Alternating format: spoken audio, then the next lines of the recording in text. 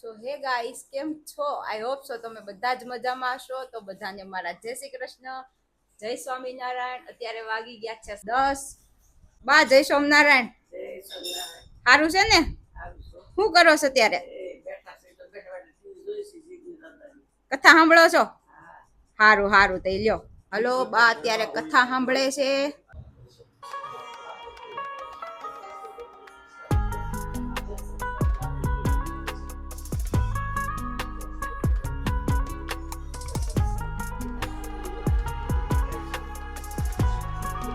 Hello, તો આજે બા જાય છે ગામડે. તો મમ્મી શું બનાવો છો? જય સ્વામિનારાયણ. હાલો, તો જો બા ગામડે જાય છે ને તો બા હાટુ લાડવા અને ગાંઠિયા બનાવવાના છે દાદા હાટુ. તો અમે પેલા લાડવા બનાવી છીએ અને પછી ગાંઠિયા બનાવવાના છે.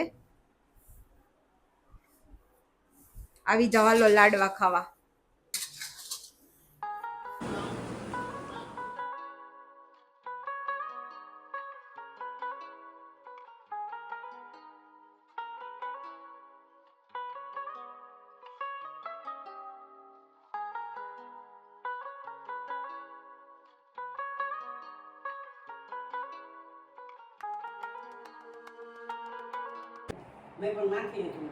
એવું હાલે બા. ઓલી ઓલી પાંદડા વાળી લઈ લ્યો. તો પછી કેરી કેવી સરસ છે. અમે અહીંયા બનાવી છે સેવ, જે ઘઉંના લોટની બને ને એ સેવ છે. જો સેવ કંઈક આવી છે.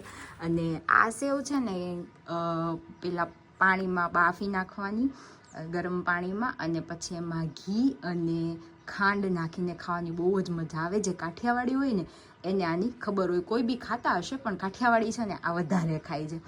અને આ ખાવામાં બી આમે બી હેલ્ધી છે એમ. અને જો કોઈ ખાંડ અવોઇડ કરતું હોય તો ગોળમાં બી ખાઈ શકે છે. તો બહુ જ મસ્ત લાગે છે. અને કોને કોને ભાવે છે ને એ કમેન્ટ કરજો. અને અહીંયા અમારા છે પ્લાન્ટ. આ છે અમારો કંઈક આવી રીતના પાલક, અમારા તુલસીમાં.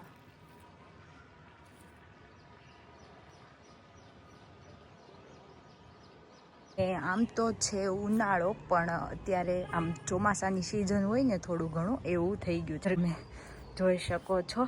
અને હા, અત્યારે છે આવું વાતાવરણ અહીંયા છે. કમેન્ટ કરો કે તમારા સિટીમાં કેવું વાતાવરણ છે.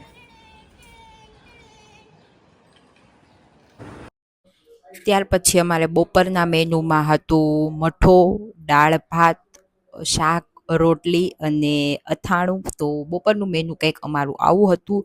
ત્યાર પછી અમે ડિસ્કવરી ચેનલ એન્જોય કરતા હતા બધા બેઠા બેઠા. તો ડિસ્કવરી ચેનલમાં કેવું છે ખબર, કે નાના નાના જીવજંતુઓ, પ્રાણીઓ, એ બધું જોવાની છે ને એટલી મજા આવે ને. આમ નેચરલ હોય ને એવું બધું એમાં હોય. એટલે છે ને એ ડિસ્કવરી ચેનલ છે ને જોવાની મજા જ કંઈક અલગ આવે છે. તો અમે બધા જ બેઠા બેઠા ડિસ્કવરી ચેનલ એન્જોય કરતા હતા.